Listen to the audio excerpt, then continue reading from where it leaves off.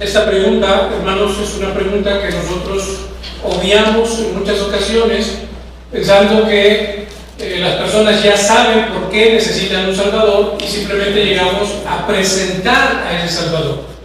Pero la verdad es que nosotros podemos aprovechar esta pregunta para comenzar a predicarles el Evangelio. Y esta pregunta, amados hermanos, para aprovecharla, realmente nos lleva a presentar un esquema bíblico de evangelización. Un esquema bíblico que en muchas ocasiones nosotros no aprovechamos. ¿Cuál es el esquema al que yo me refiero? Este es el esquema prácticamente de toda la Biblia. Es la estructura de la Biblia, o diríamos nosotros también, la estructura de la historia de la redención. Tenemos aquí una línea. Esta línea representa precisamente la historia de la humanidad, pero al mismo tiempo también la historia de la salvación o la historia de la redención. ¿Y cómo comienza la Escritura? ¿De qué nos habla la palabra de nuestro Dios? Bueno, lo primero que nos presenta la Biblia es la creación. Así comienza. Comienza a mostrarnos cómo fueron creadas todas las cosas. Génesis capítulo 1 y Génesis capítulo 2 nos va a mostrar todo esto. ¿Se ha preguntado usted por qué la Biblia comienza hablándonos acerca de la creación? Porque la creación, hermano, nos muestra algo acerca de Dios.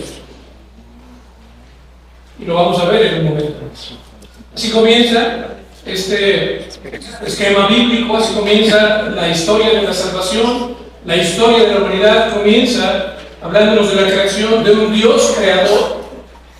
Pero después de que pasamos Génesis capítulo 1 y capítulo 2, nos encontramos con Génesis capítulo 3. Génesis capítulo 3 nos muestra una situación muy triste, porque si Génesis capítulo 1 y capítulo 2 nos mostraron que todo lo que Dios había creado era perfecto, era bueno, y no solamente bueno, sino que termina diciendo bueno en gran manera. Ahora, en Génesis capítulo 3 nos encontramos con la caída. Nos encontramos con los seres humanos dándole la espalda a Dios, engañados, por supuesto, alentados por Satanás, pero al final de cuentas ellos tomando la decisión de darle la espalda a Dios. Y entendemos lo que sucedió ahí. Si en la creación todo había sido creado perfecto, todo era bueno de gran manera, ahora con la caída vemos que todo cambia. Y por eso ponemos allí como si la creación ahora estuviera rota, porque esa es la realidad. Las relaciones se rompen. Se rompe la relación entre el hombre y Dios. Recuerda que cuando el hombre escucha la voz de Dios en el huerto, ¿qué es lo que hace? Se esconde. Huye de él. Se esconde. Pero también los seres humanos se cubren el uno del otro. Génesis capítulo 2 termina diciendo que estaban ambos desnudos y no se avergonzaban. Pero después de la caída ya nos vemos cubriéndose el uno del otro. Hojas de higuera, exactamente. Vemos que todo cambia radicalmente. La relación con la creación también queda afectada. Porque antes el ser humano simplemente podía tomar de aquellos árboles, pero ahora la tierra comienza a producirle cardos, espinos y tiene que labrarla con dolor, con muchísimo más esfuerzo. Entra el sufrimiento, el dolor, la mujer tendría que dar a luz a sus hijos, ahora con dolor. Y en fin, vemos que la creación es afectada. Pero hay algo maravilloso ahí en Génesis 3. Dentro de todas esas malas noticias, dentro de todo ese panorama horrible, surge así como en las películas, como cuando se abren las nubes y entra un rayo de la luz del sol, ¿no? Un rayo de esperanza. Porque Génesis 3:15 nos apunta ya hacia la redención. Encontramos allí el protoevangelio, encontramos allí a Dios diciendo las cosas no van a permanecer así para siempre. Es cierto, yo las creé de manera perfecta, es cierto, ustedes me dieron la espalda y afectaron la creación, pero Dios está diciendo, yo no lo voy a dejar así. Yo voy a reparar mi creación y llegará un día en el que la simiente de la mujer vendrá a aplastar la cabeza de la serpiente. Y usted recuerda lo que dice ahí Génesis 3:15. La serpiente, sí, es cierto, heriría en el talón, pero la simiente de la mujer le aplastaría la cabeza, le destruiría por completo. En el Nuevo Testamento encontramos palabras preciosas. Para esto vino el Hijo de Dios, para deshacer las obras del diablo. Génesis 3:15, entonces, aunque estamos en un momento muy triste de la historia de la humanidad, la caída apunta ya con esperanza a la solución que Dios mismo va a proveer: la redención a través de la simiente de la mujer. Y después, si seguimos adelante en la historia de la salvación, en la historia de la revelación bíblica, veremos que no solo queda allí, sino que también se nos apunta hacia un momento clave en la historia, que es la restauración de todas las cosas. Este es el esquema bíblico. Esa es la historia de la salvación. Es la estructura de la Biblia. Pero nosotros la estamos aprovechando para predicar el Evangelio.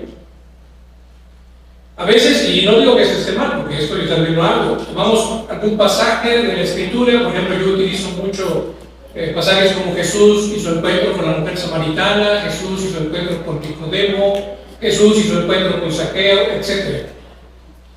Pero, si nosotros llevamos a las personas a ver el panorama completo de la historia de la humanidad, entonces podemos aprovechar esta pregunta que planteábamos desde un principio: ¿por qué necesitamos un Salvador?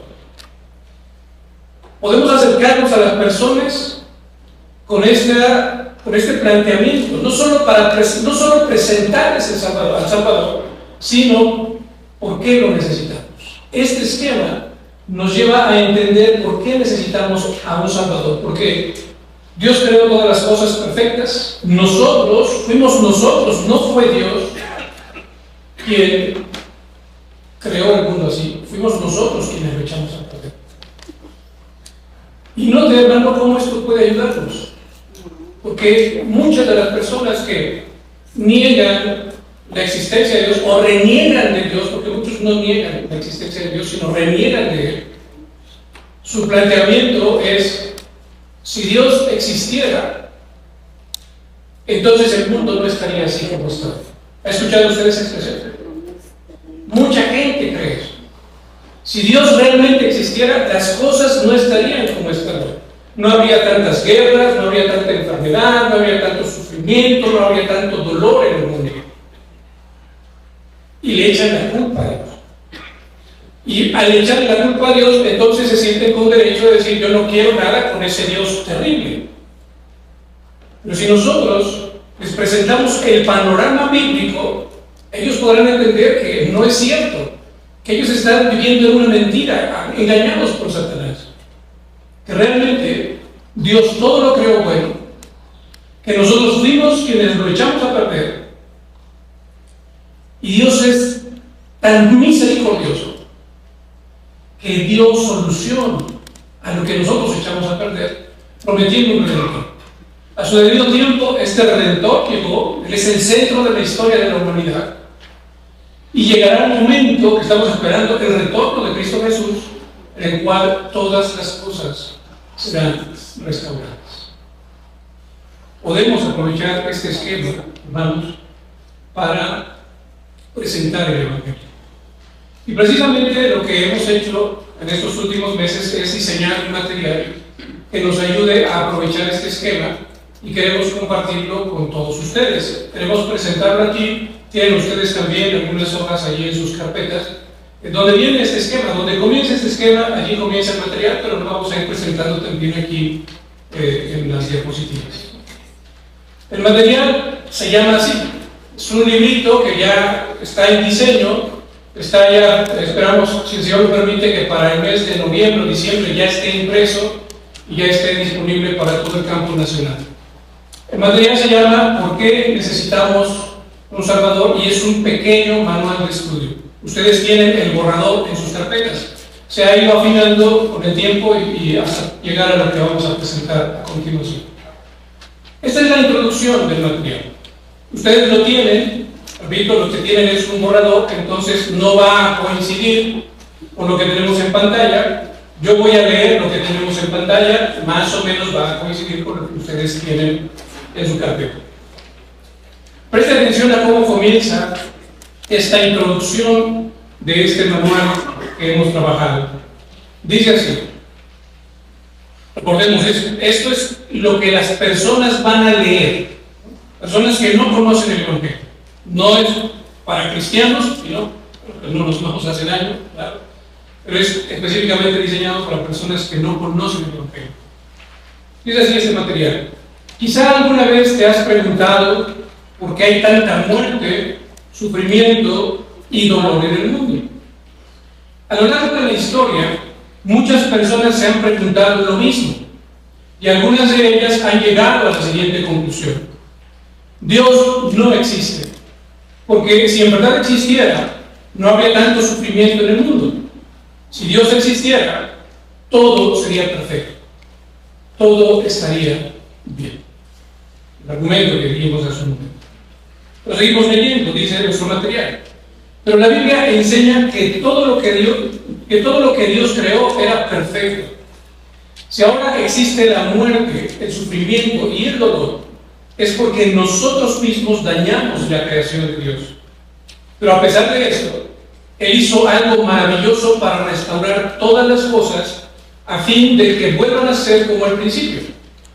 En realidad, la Biblia nos muestra a un Dios que se compadeció de nosotros, solucionando el gran problema de la humanidad. Este manual nos servirá de guía para aprender juntos acerca de, número 1, la creación. Cómo creó Dios todas las cosas. Número 2, la caída. ¿Quién destruyó la creación de Dios? Número 3, la redención. ¿Qué hizo Dios para restaurar su creación? Número 4, la restauración. ¿Cuál será el estado final de todas las cosas? Y número 5, la gran pregunta: ¿qué debemos hacer ahora? La siguiente página del manual dice: oramos para que este mismo Dios te ayude a comprender el contenido de cada una de estas lecciones y a perseverar en este estudio. Adelante. Terminamos con una cita bíblica.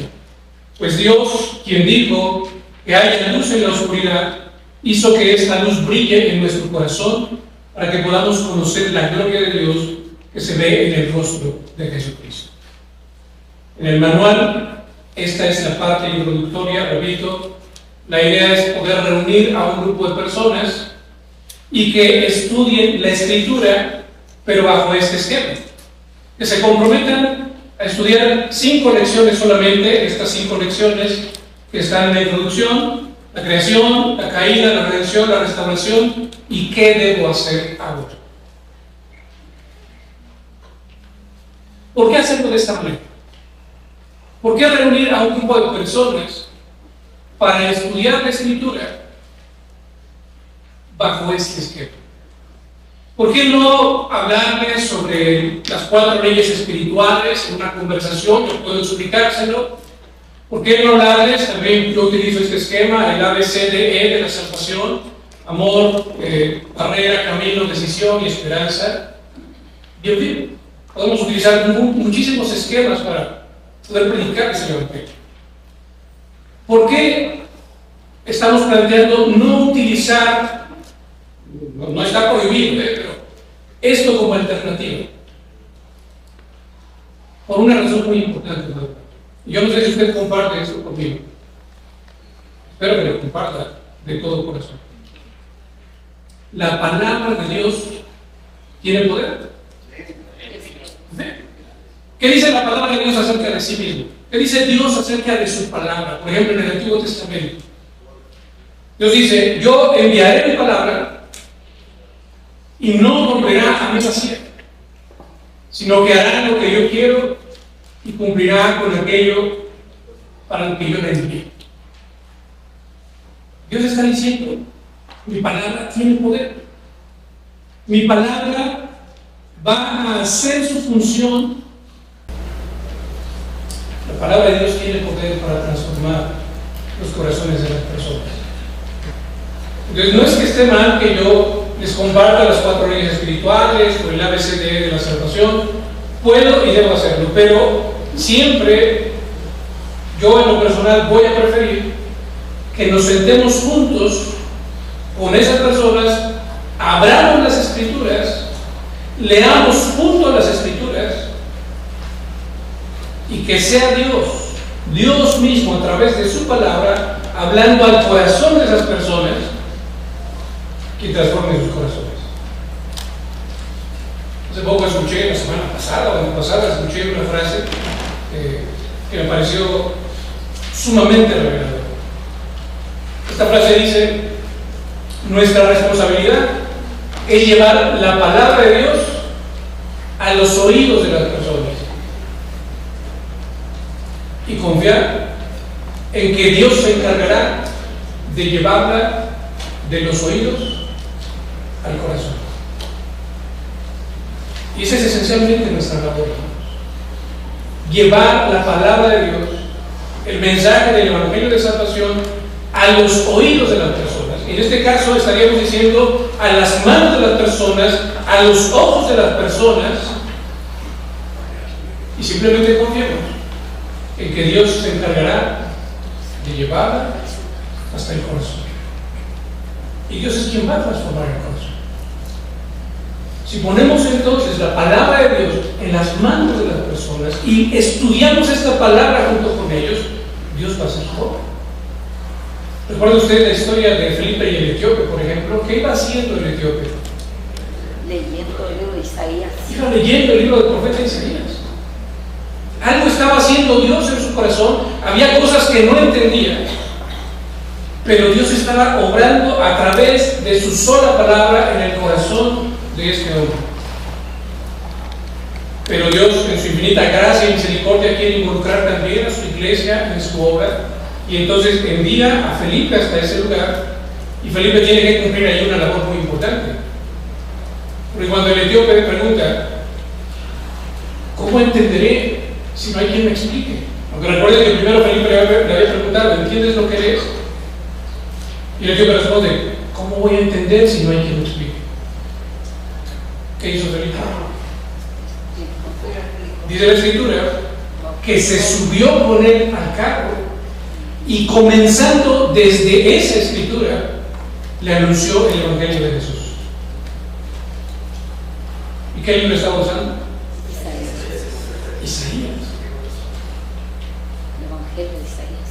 Estaba utilizando Isaías. Vea usted lo precioso que nos muestra la palabra. La palabra de Dios tiene poder. Y en esa historia se nos muestra con mucha claridad. Dios estaba haciendo ya su obra a través de su palabra en el corazón de esa persona, a través de su palabra, por supuesto, a través de su Espíritu Santo, por supuesto. Pero se requiere alguien de la iglesia que también acompañe a esa persona y pueda explicarle cosas que quizá esa persona no va a comprender. Este manual precisamente está diseñado con esa intención. Confiamos y confiemos, amado hermano, en el poder de la palabra de Dios. Amén. Tiene poder para transformar tus corazones. Si nosotros miramos lo que dice en el Antiguo Testamento, cómo se describe, cómo describe Dios a su palabra en el Nuevo Testamento, como una espada de 2 filos, Un martillo. que penetra hasta lo profundo del alma humana y discierne los pensamientos y las intenciones del corazón. ¿Tiene entonces poder o no tiene poder la palabra de Dios? Amén. Tiene poder la palabra de Dios. Transforma los corazones. Esa es la idea con este manual. La idea es Tiene usted a todas las personas que nunca han escuchado el Evangelio, simplemente decirles, mira, vamos a reunirnos durante 5 sesiones. No te pido más. Solo 5 sesiones para que estudiemos lo que la Biblia dice. Quiero darte un panorama general de la Biblia en 5 lecciones. Y entonces usted le va compartiendo cada una de estas lecciones. Ya vimos la introducción, que puede captar, esa es la intención, que capte la atención de las personas, diciendo, sí, yo creo esto, yo creo que si Dios existiera no habría tanta muerte, dolor, sufrimiento en el mundo. Pero vamos a ver qué nos quieren enseñar. Y entonces entramos con esas 5 lecciones. Vamos con la primera lección. La primera lección que nos habla acerca de la creación. No la vamos a ver toda, por supuesto. Solamente quiero que usted vea cuál es el esquema que vamos a estar utilizando en cada una de las lecciones. Cada lección está dividida en 7 secciones. La primera sección se titula así y está allí subrayado antes de iniciar. En la primera lección, esta es como un pequeño rompehielos. Dice así en este caso: tomen unos minutos para presentarse diciendo su nombre y una breve descripción de quiénes son, cómo es su familia, lo que piensan o en qué creen. Y por último, compartan algo que les guste hacer. Es la primera vez que todas estas personas se ven. A lo mejor usted había conocido a una de ellas en el mercado, a otra de ellas es un papá de un amigo de la escuela de su hijo, ¿no? Otro de ellos es su mecánico, ¿no? El que le arregla su coche. No sé, ellos no se conocen entre sí. Entonces usted puede comenzar con este breve rompehielos antes de iniciar. Después de que ellos comparten quiénes son, se conocen un poquito más profundamente, usted puede hacer una breve oración. Antes de comenzar, vamos a hacer una breve oración para que el Señor nos dirija en este estudio. Una oración de 15-20 segundos y después usted va a la siguiente sección, que es para iniciar. Y este es otro rompehielos, pero es una pregunta que trata de enfocar a las personas ya en el estudio que vamos a tener ese día. ¿Alguna vez has creado algo? Dice esta pregunta. ¿Qué empeño pondrías al crear algo que quieres que refleje con fidelidad cómo eres? Entonces ellos tienen que meditar en esto y decir, a ver, una vez yo hice una maqueta cuando era niño. Pero la pregunta me está diciendo también qué empeño pondría yo o he puesto yo cuando quise crear algo que reflejara cómo soy. Bueno, pues en realidad he puesto mucho empeño cuando he tenido que hacer algo así. Y usted, que está liderando el grupo, nos hace intercambiar ideas, ¿no? A ver, tú, Juan, ¿qué pusiste? No, bueno, pues, o ¿qué nos podrías decir de esto? No, pues yo sí, una vez creé una maqueta cuando era niño y yo quería que reflejara algo de mí y me la pasé toda la noche haciéndolo, no dormí esa noche. Y a ver tú, Pedro, ¿qué nos podrías decir? Usted como líder del grupo nos va haciendo intercambiar pues, lo que ellos han pensado, ¿no? Una vez que eso ha sucedido, pues vamos a la parte que dice, en esta lección aprenderemos. Usted está guiando el estudio y dice, bueno, ahora vamos a ver lo que sigue. En esta lección aprenderemos cómo creó Dios todo lo que existe y lo que su creación nos muestra sobre Él y sobre nosotros mismos. Para estudiar esto, vamos a ver lo que dice la Biblia. Y entonces viene la lectura bíblica, ¿sí? Ahí también está subrayado. La lectura bíblica, en este caso, es bastante extensa. Génesis capítulo 1, versos del 1 al 31. En su carpeta sí va a encontrar usted toda la lectura y de hecho la lección completa. Pero aquí como solo tenemos que tener un panorama de cómo está estructurada, vamos a ir ya a la última parte de la lección. Bueno, a la parte central, porque después, donde termina la lectura bíblica, comienzan las preguntas para reflexionar. En este caso, ¿quién creó los cielos y la tierra? Verso 1, y la gente va a responder, nosotros vamos a responder, Dios. ¿En qué estado se encontraba la tierra al principio?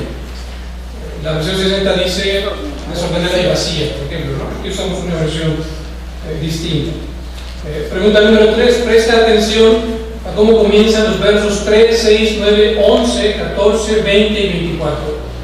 ¿Qué usó Dios para crear todas estas cosas? Su sola palabra. Ahora, ellos lo están viendo en el pasaje. Usted no se los está diciendo, sino ellos lo están analizando el pasaje y van a responder conforme a lo que están viendo en el pasaje. En los versos 26 y 27 hay una gran diferencia en cómo Dios creó a los seres humanos. ¿Cuál es esa diferencia? ¿Cómo creó a los seres humanos? Igual que a todas las demás cosas. Solo diciendo que fuera. ¿Cómo? A su imagen y semejanza, pero también no solo pronuncia unas palabras que dijeran, por ejemplo, ahora que se ha hecho el hombre, ¿no? Y de repente apareció el hombre, como todas las otras cosas, de una manera más personal, más íntima, exactamente. Lo forma del polvo de la tierra y después sopla en su nariz aliento de vida. Muy distinta a los demás. Después ya vienen algunas preguntas que hacen reflexionar a la persona. ¿Por qué crees que Dios hizo esa distinción? Bueno, vea usted, todo lo demás se ha respondido con el pasaje bíblico. Son preguntas que nosotros le llamamos preguntas de observación. Pero esta pregunta ya es una pregunta de interpretación, porque no se responde con el pasaje bíblico, sino que lleva a la persona a reflexionar y a hacer una conclusión en su mente. Aquí, en la pregunta número 5, pues van a responder de manera distinta.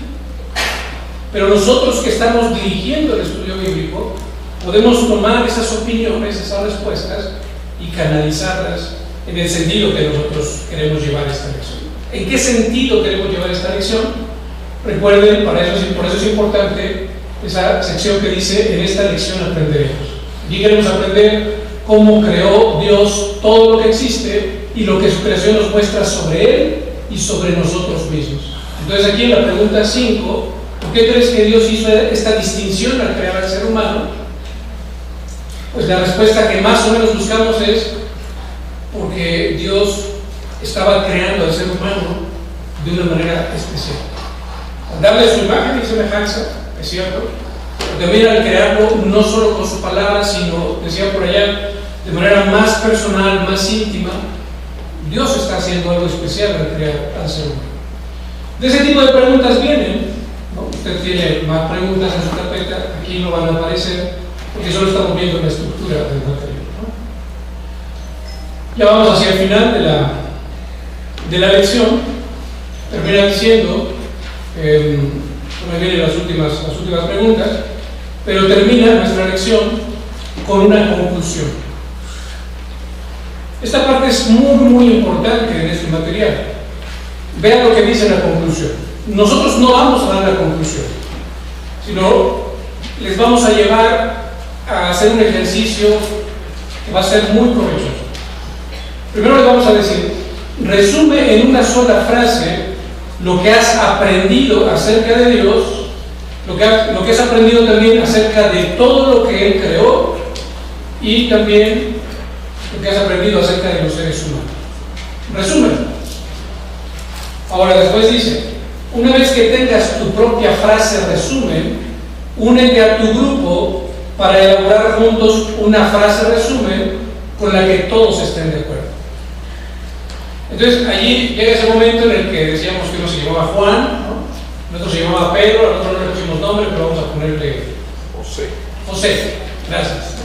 Entonces ese es el momento en el que Juan, Pedro y José se juntan.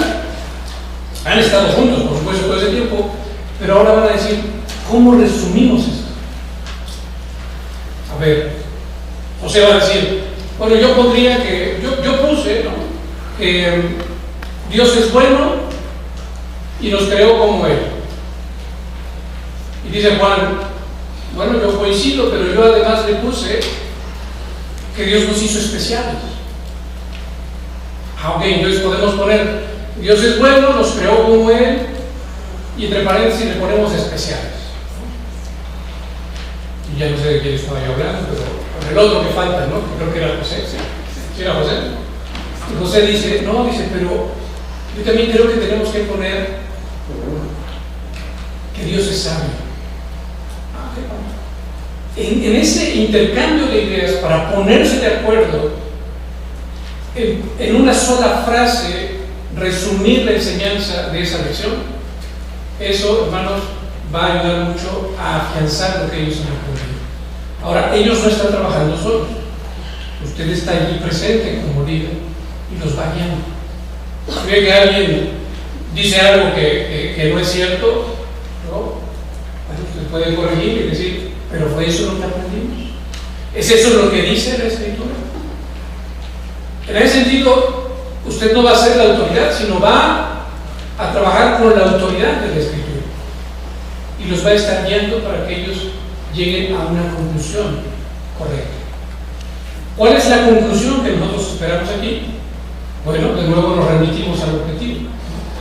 Queremos aprender cómo creó Dios todo lo que existe y lo que su creación nos muestra sobre Él y sobre nosotros mismos. En esencia, nosotros queremos que ellos comprendan que todo lo que Dios creó era bueno y bueno de gran manera. Que todo era perfecto. Eso es lo que nosotros queremos que ellos aprendan en la primera lección. Y de nuevo aquí voy a regresar hasta nuestra escena.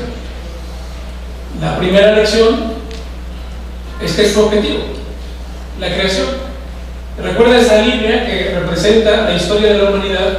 Algunas cosas aparecen así, arriba, que tratan de dar la idea como que son perfectas, están bien.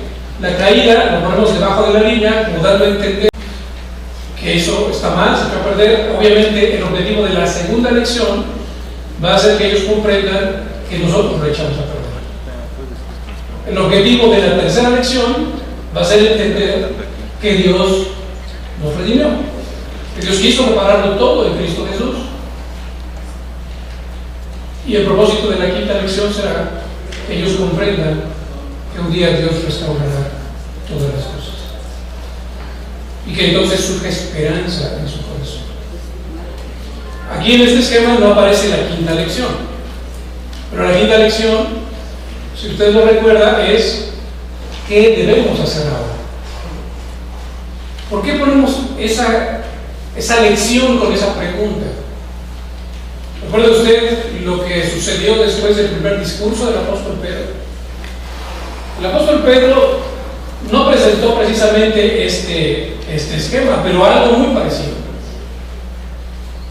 El apóstol Pablo, cuando predica en las sinagogas o cuando predica en el Areópago, también toma un esquema similar. Pero la pregunta que le hacen al apóstol Pedro, después de que han escuchado ese discurso, ¿recuerdan cuál fue? ¿Qué haremos? O sea, está bien, entiendo lo que tú me dices, pero ¿ahora qué? ¿Qué hago? ¿Qué debo hacer para ser salvo? ¿Recuerdan quién preguntó eso? El carcelero de Cristo.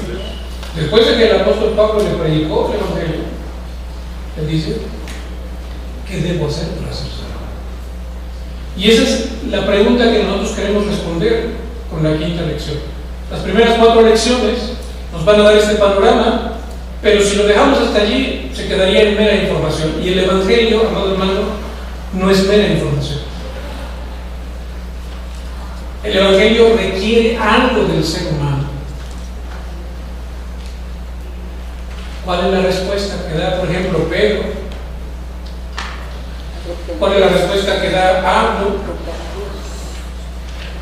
Arrepentidos y creer en la verdad.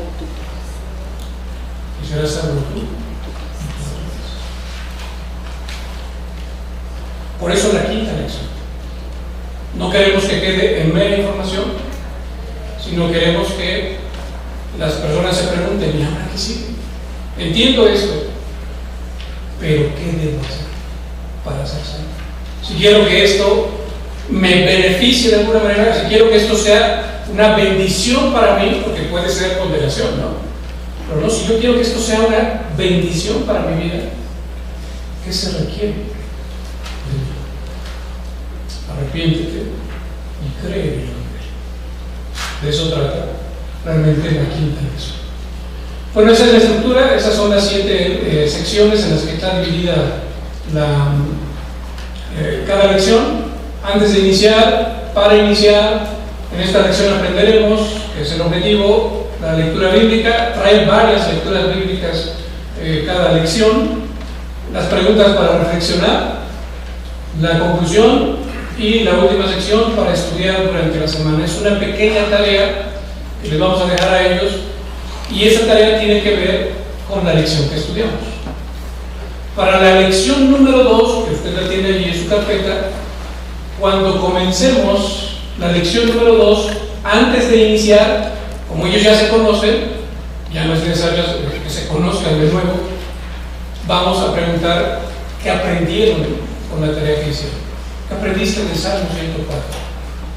Van a intercambiar ideas, después oramos y ahora sí vamos para iniciar y comenzamos con la segunda lección. ¿Correcto? Así está estructurada, amados hermanos, cada lección de este material. Repito, este material ya está en diseño. Esperamos que esté ya en un par de semanas todo listo para impresión y que en el mes de noviembre se esté imprimiendo para poder distribuirlo al campo nacional, rogando al Señor que sea de mucha bendición en nuestros campos de trabajo. Algo muy importante que usted tiene que saber: ese material está en proceso también de registro con derechos de autor, pero no para que sea un material cerrado, sino que una vez que esté listo el registro, este material va a ser liberado bajo una licencia de uso libre, para que todo el que quiera lo pueda reimprimir las veces que quiera, lo puede utilizar también de manera digital. ¿Por qué protegerlo con derechos? Pues precisamente para que nadie pueda apropiarse del material y cerrarlo. Pues una estrategia que se usa es registrarlo, después liberarlo y todo el mundo puede usarlo. Y la intención con este material es incluso que usted pueda imprimir sus propios libritos de una manera muy sencilla, incluso con fotocopias, conseguir se llaman engrapadoras de garganta profunda, son largas, y con esa puede armar sus propios libritos. Y si usted necesita 10 para discipular a 10 personas, pues usted puede imprimir sus 10 libritos, sus 10 manuales y llevarlos hasta ese lugar. Aunque va a haber edición digital, pues no recomendamos mucho usar la edición digital porque pues se distrae uno con el celular o la tablet o algo así, ¿no? Además, como ustedes pueden notarlo, tiene espacios para escribir. Entonces lo mejor sería que usted pudiera ya sea comprar los manuales que hayamos impreso o imprimir sus propios manuales. Les repito, si el Señor lo permite, esperamos que estén disponibles a partir de diciembre para ya estarse utilizando en enero del próximo año. Algo más que quisiera compartirles, hermanos. Esto es todo en cuanto al material, pero hay algo más que quisiera compartirles, que es este esquema que hemos compartido en congresos anteriores. Lo volvemos a compartir ahora porque es también parte de la esencia de cómo diseñamos estos materiales. Si nosotros tuviéramos que resumir lo que hace un discípulo de Cristo, que no es todo lo que hace un discípulo de Cristo, pero sí un buen resumen, usamos este esquema. Tenemos como base Marcos capítulo 12, versos 28 al 34, donde encontramos el gran mandamiento. Amarás al Señor tu Dios con todo tu corazón, con toda tu alma y con todas tus fuerzas. Y el segundo es semejante: amarás a tu propio como a ti mismo. Este esquema, hermanos, resume esa dimensión que llamaríamos nosotros dimensión vertical de la vida cristiana, la dimensión horizontal de la vida cristiana. ¿Cuál es la dimensión vertical? Amar a Dios con todas las fuerzas de tu ser. ¿Cuál es la dimensión horizontal? Amar a tu prójimo como a ti mismo. Y aquí tenemos esos dos ejes. Tenemos el eje vertical. Este esquema comienza a leerse hacia abajo. El discípulo de Cristo, decimos nosotros, en primer lugar, conoce a Cristo. Y estamos hablando allí de una vida de comunión con Cristo. Dice nuestro Señor Jesucristo en Juan capítulo 15, verso 5, separados de mí, Nada podéis hacer. nada podéis hacer. Tu vida tiene que estar arraigada en Cristo. Si tú estás discipulando a Cristo, tú mismo eres un discípulo, por supuesto, pero lo primero que tiene que estar sucediendo en tu vida es eso. Tú vives unido a Cristo. Por eso está como hacia abajo, como arraigándote. Si tu vida cristiana no comienza por allí, entonces no es una vida cristiana. Está perdido. Si estás comenzando por lo de arriba, que es guardar sus mandamientos, no. Tienes que comenzar por abajo. Nuestro Señor Jesucristo lo dice, ¿verdad? Si me amáis, Guarda mis mandamientos. guardad mis mandamientos. Pero noten que hay algo previo. Si me amas, si vives unido a mí, si soy tu Señor, si soy lo más importante de tu vida, entonces vas a guardar mis mandamientos. El discípulo de Cristo entonces comienza conociendo a Cristo, viviendo en comunión con Él, pero el discípulo de Cristo también ama a Cristo a través de su vida de obediencia. Si me amáis, guardad mis mandamientos. Esa es la dimensión, digamos nosotros, vertical de la vida cristiana. Pero también el discípulo de Cristo, vamos ahora con la dimensión horizontal, el discípulo de Cristo sirve a Cristo a través de actos de misericordia.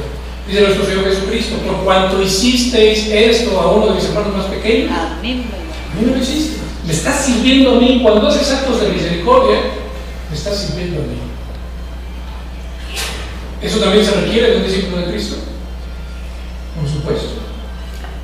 Por supuesto. Y a veces, francamente, es lo que más nos falla, ¿no? A veces creemos que la vida cristiana se trata de no hacer ciertas cosas, o debe reflejarse, mejor dicho. Porque la vida cristiana en realidad no se trata de hacer o no hacer, ¿no?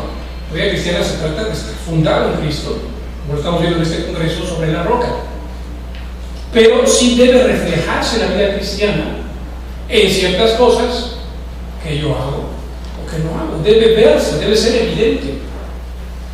El discípulo de Cristo, entonces, sirve a Cristo a través de actos de misericordia. Allí se ve también que es un verdadero discípulo de Cristo. Y el discípulo de Cristo también anuncia a Cristo a través del discipulado, haciendo discípulos. Mateo capítulo 28, versos 19 y 20. Nuestro Señor Jesucristo, antes de ascender, el mandato que dejó a su iglesia: si tú eres mi discípulo, tienes que estar haciendo discípulos. Este esquema me gusta mucho, hermanos, porque nos ayuda. Primero es como un examen personal. Porque si yo me pregunto a mí mismo, ¿soy un discípulo de Cristo? Y puedo decir, sí, yo soy un discípulo de Cristo. Pero en primer lugar, vivo unido a Cristo, buscándolo día con día, con todas las fuerzas de mi ser. ¿Es Él lo más importante para mí? ¿O mi vida está tan llena de otras cosas que no hay espacio para Cristo? ¿Realmente soy un discípulo de Cristo?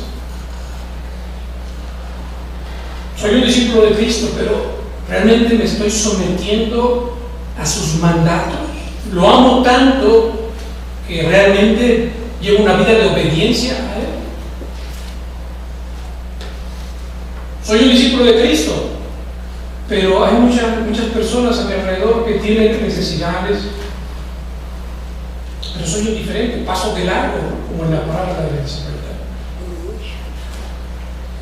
Con un corazón lleno de amor. Soy un discípulo de Cristo, pero no estoy haciendo discípulos. Y mi Señor dejó muy claro que también quiere que sus discípulos hagan discípulos. Este esquema, hermanos, para empezar, tiene que servirnos como un examen personal, pero también tiene que servirnos para hacer discípulos. Esta debe ser mi finalidad, y el material que diseñamos está diseñado con esta finalidad. humanidad. Que poco a poco, estos discípulos de Cristo, estos nuevos discípulos de Cristo, el primer material que estamos por publicar, tiene como finalidad que conozcan a Cristo y que entreguen su vida a Él. Pero los materiales que vienen, y que ahorita lo voy a presentar rápidamente, tratan de ir completando el esquema. Pero, hermano, sepamos que esto no es todo, repito, pero es un buen resumen de cómo se ve un discípulo de Cristo. ¿Hacia dónde vamos con la publicación de estos materiales, queriendo completar este esquema? Pues esto es lo que queremos ir publicando. Estamos por publicar entonces este librito que ya presentamos. Si usted tiene el borrador, repito, en sus carpetas, ¿por qué necesitamos un Salvador?, que incluye estas 5 lecciones: creación, caída, redención, restauración y qué debo hacer. Pero hay un segundo libro que queremos publicar, si Dios lo permite, el próximo año, a mediados o fines de 2026. Cómo vivir unido a Cristo. Y estas van a ser 4 lecciones. Primero queremos, si con el primer libro esta persona entregó su vida al Señor, ahora queremos que aprenda a estudiar la palabra de Dios. Después de que aprenda a estudiar la palabra de Dios, queremos que aprenda a orar, a tener una vida de oración. Después de eso queremos que aprenda acerca de los sacramentos, de qué es el bautizo, qué es la Santa Cena. Y por último queremos que aprenda también acerca de la comunión con otros creyentes. Si usted lo nota, estos son medios de gracia. Y alguien diría, ¿por qué no, si entregó su vida al Señor con el primer libro, por qué no de inmediato nos vamos a un curso para que se haga miembro de la iglesia? Yo creo que ahí, hermanos, hemos cometido un grave error. Y es que muchos se hacen miembros de la iglesia y creen que eso es todo. Como que muchos llegan a pensar que esa era la meta. Ya llegaron allí, ya la hicieron. La vida cristiana es mucho más que eso. Y si les enseñamos a vivir de esta manera, estudiando constantemente la palabra, firmes en la oración, participando de los sacramentos, de la comunión con otros creyentes, entonces ellos pueden seguir creciendo en Cristo, porque para eso son estos medios de gracia. Y el último libro que queremos publicar es para 2027, si el Señor lo permite, es Cómo vivir en la familia de Dios. Y es un estudio de la carta a los Efesios. La carta a los Efesios, hermanos, a mí me parece muy equilibrada, porque lo primero que trata es tu identidad en Cristo. De nuevo, es afianzarte en Cristo. Pero bueno, vamos a ver aquí algunos de los temas que se van a tratar en ese libro: las bendiciones en Cristo, la sabiduría espiritual, la nueva vida en Cristo, los cambios que debe haber en tu vida, la paz por medio de Cristo, un templo santo, en fin, de todo lo que nos va hablando Efesios. Nos va a hablar de la familia, del matrimonio en el capítulo 5, por ejemplo. Les pedimos, hermanos, sus oraciones para que el Señor nos ayude a completar este proyecto. Pero por lo pronto, si el Señor lo permite, ya está disponible para principios de año el primer libro para que ustedes puedan comenzarlo a utilizar en sus campos. Muchas gracias, que el Señor les bendiga.